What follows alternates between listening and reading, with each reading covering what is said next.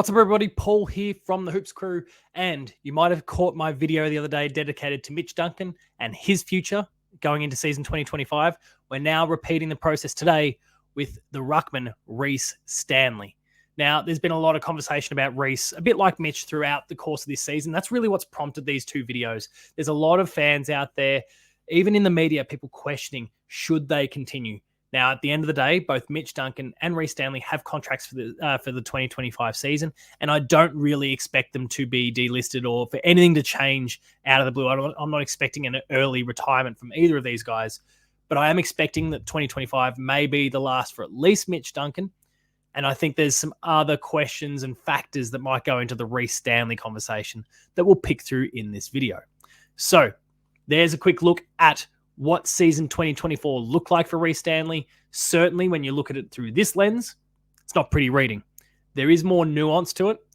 And I think there's the eye test, there's factors, there's different portions of the season that we need to wade through as well. And we're going to take on all of that as a part of this conversation. So stay tuned for all of it. But first, a word from our sponsor. The Hoops Crew Media Network is proudly sponsored by Cyril Cook Florist, established in Geelong since 1915. Visit their website at www.cyrilcookflorist.com.au. That's Cook with an E. Give them a call on 035 222 2244 or mention the Hoops Crew to get yourself 20% off your next in-store purchase when you visit them at Shop 12, 11 Leather Street in Breakwater. So what we got from Rhys Stanley across 2023 and 2024 really was a Rhys Stanley that we kind of saw through those mid to late 2010s as well, which was an interrupted year, a year with some VFL time, a year with some injury time, and a year with kind of moments of brilliance and flashes of frustration, I think, for fans as well. And the stats kind of show that to a degree. You can kind of see the high moments of 2021 and 2022 with higher games played. The disposal counts all look good. Like, there's a lot of metrics that are quite favourable when you look at those years, especially 2022 as a premiership year and a year that he became a premiership ruckman. But then you can kind of see that 2017, 18, 19, 20 block where now 20 obviously was a shorter season as well. But that block of years where he was only playing on average once every 2 weeks. And that's not ideal for your lead ruckman, especially a guy like Rhys Stanley, who, in my opinion, and I think the opinions of many, is he's a momentum player. If his body is holding up and if he's in good form, you get absolute rolled gold from him. But if he's having a hard time of it because of injury or he's just out of touch, that form, that confidence dips so significantly, and he becomes sometimes a liability more than what he should be, considering he's a ruckman. So statistically speaking, we look at a Rhys Stanley who didn't shoot the lights out this year. I do want to flick over, and I need to kind of change my screen here. I do need to flick over to a different screen here and highlight Rhys Stanley's averages, which I think paints a more accurate picture of what his season 2024 looked like. Sort by average. Thank you, AFL Tables, as always, for your extraordinary work. We're going to hide my lower third. We're going to blow this one up as close to full screen as possible. We're going to talk a little bit about what we see here. Statistically speaking, Rhys Stanley was down. Down on disposals, down on hitouts, down on tackles, though negligibly so. In fact, like, his numbers for tackles in the last 2 years have been amongst the highest that they've ever been throughout his career. There's a whole range of different stats that are quite favourable, actually. But some of the key ones, the number of times he gets his hand on the ball, the number of hit-outs he's getting. Oh, look, even his hit-out figures have been near career highs in the last couple of seasons, despite the fact that he's played less game time. There's a few things that kind of defy, when you look at the numbers of it, there's a few things that defy what we often hear being said about Rhys Stanley. And it kind of leads to the point that I want to make, which is around his future. Obviously, so much is said about Rhys Stanley and should he be in the team? Shouldn't he? The ruck is always been Geelong's problem. Blah, blah, blah, blah, blah. Well, Rhys Stanley's a 2022 premiership ruckman and did a pretty exceptional job through that year. And what I saw from Rhys Stanley late in the season this year, and obviously we know he was kind of hampered by injury at the very end, and there was an opportunity in the prelim to kick goal with 30 seconds to go that would have given us one final shot, and he smacked it into the post, and he looked like the traditional ruckman, confused and stumbling and bumbling and looking like an idiot. But I genuinely think he was, can I get the hands off to someone? I can't do this. I'm struggling. And he just got caught in so many minds. Then he got rushed.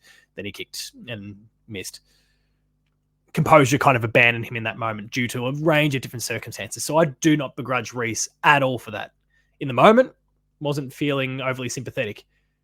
In the cool light of day, even an hour afterwards, and you started to hear the stories and you realize that there was the injury he's carrying through that back end of the game.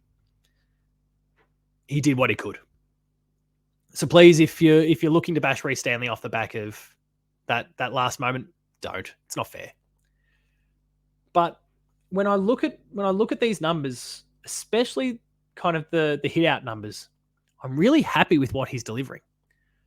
What I want to see more of is a Rhys Stanley on the run. The clearance numbers, which are a little bit down. If we kind of focus on our clearance column here, where are we? Making sure it's really clear for people. If we want to focus on those clearance numbers, they are down in the last couple of seasons since the heights of 2022 or thereabouts. They are down, and that's not ideal.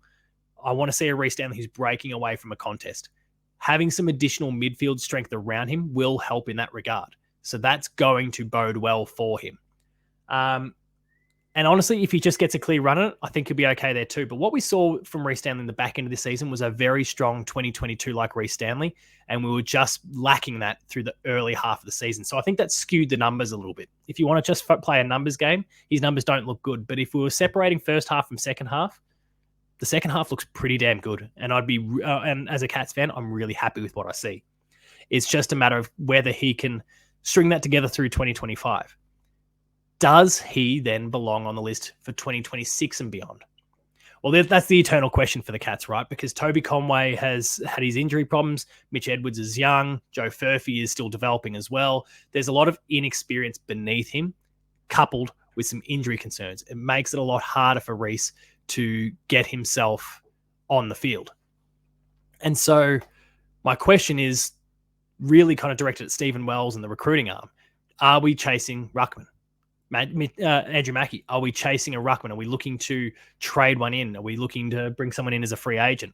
There's a range of different ways that we can address this need. It's whether they choose to make it a priority or not.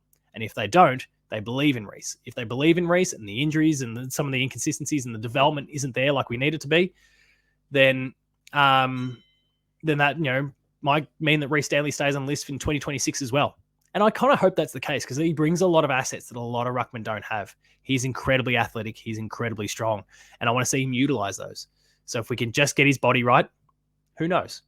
I know that may not be the most popular of opinions. I know that there's plenty that want to kind of take Rhys down at different points. But I think he has a lot to offer. And if we can just get his body right, I still think that with someone like Rhys, the sky is the limit. Let me know what you think anyway in the comments. This will be a very interesting one to kind of get people's thoughts on. I feel like usually I'm kind of in line with the masses. I feel like in this particular case, I might be going against the grain a little bit. So let me know what you think.